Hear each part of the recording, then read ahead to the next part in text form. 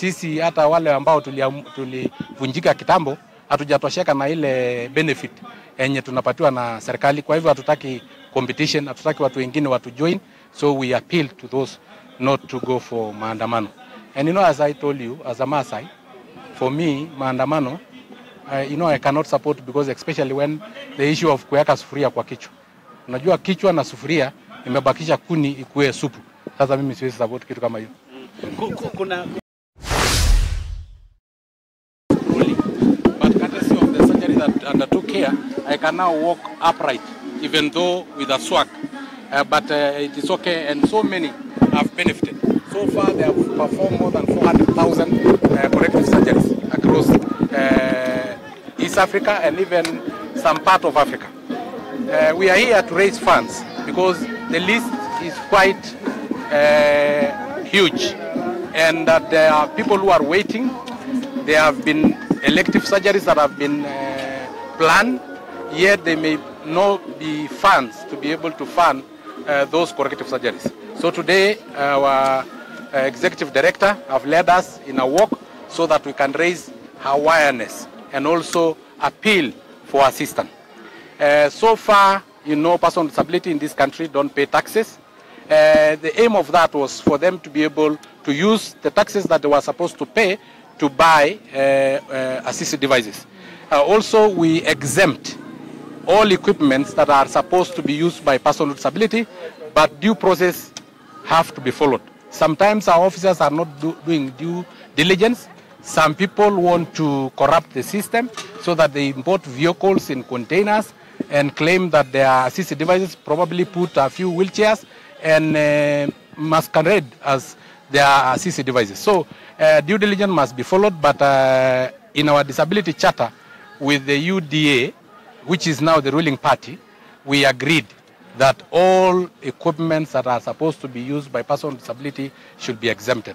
Again, we agreed in the disability charter that all equipments that will be used by Kichwani International, because it is specifically for corrective surgeries, will be exempted from taxes, and we have always talked with the executive director.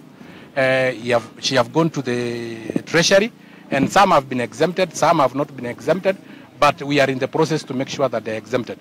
We are also in the process to make sure that we support Kichwani International Hospital as a government in terms of financing, because we finance National Council for Persons with Disability, we finance so many other institutions. I think it is time for us to have Kichwani International also have some government sponsorship. So that is where we are at the moment. But as I said during the interview there, that as persons with disability, we are mostly affected by these issues of maandamano. In violence, we are not able to run faster. Some of us may not be able to see where the enemies are coming from. Those who are blind, those who are deaf may not be able to hear tear gases being launched. So we appeal to the whole opposition and also government to have the bipartisan talks and agree, because we can, as persons with disability, risk going into violence. In 2007, so many of us suffered, and our numbers increased because there are those who are maimed and they join us. And you know, sisi hata wale ambao tulivunjika kitambo hatujatosheka na ile benefit yenye tunapatiwa na serikali. Kwa hivyo hatutaki competition, hatutaki watu wengine watu join, so we appeal to those not to go for maandamano.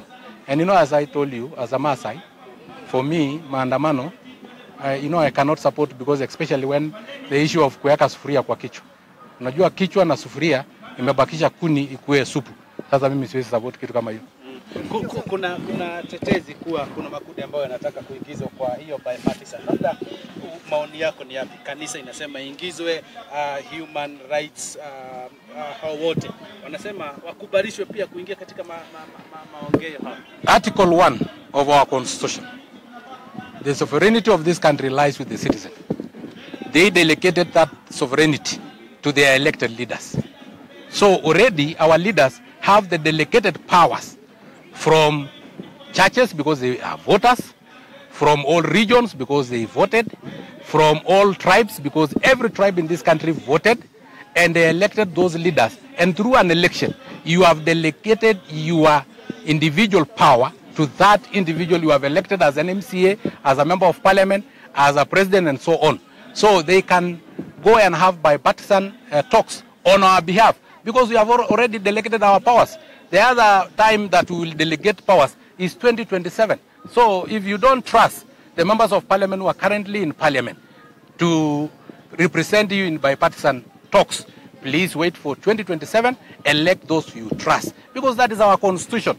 That our constitution, all of us cannot be in parliament. Our constitution, all of us cannot be heads of state. All of us cannot come and sit in a room. Because if you purport that we need another person to come and be involved in bipartisan talks, who elected you? Who delegated the powers to you to be able to talk on their behalf? You are a church leader. We really respect you. Please, you will be in charge and you'll go on with your work efficiently. Politician will not interfere.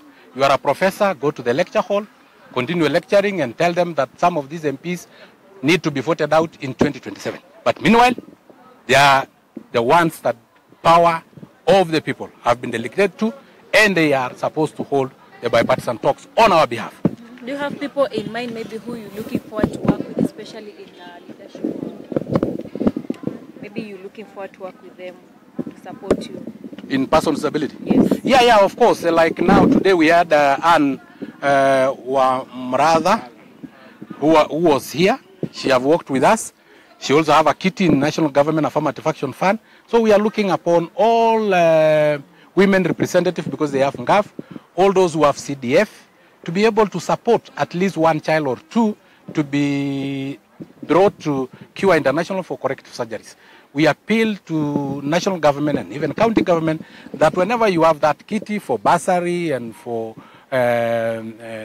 hospital, please let us consider person with disability. And it's also high time that all children born with corrective deformities should be covered through NHIF by our government, so that when they come to Kichwani International, the corrective surgery is done and it is covered by NHIF, so that we don't go again doing fundraisings and asking donors. You know, even donors are now suffering from donor fatigue. They supported me.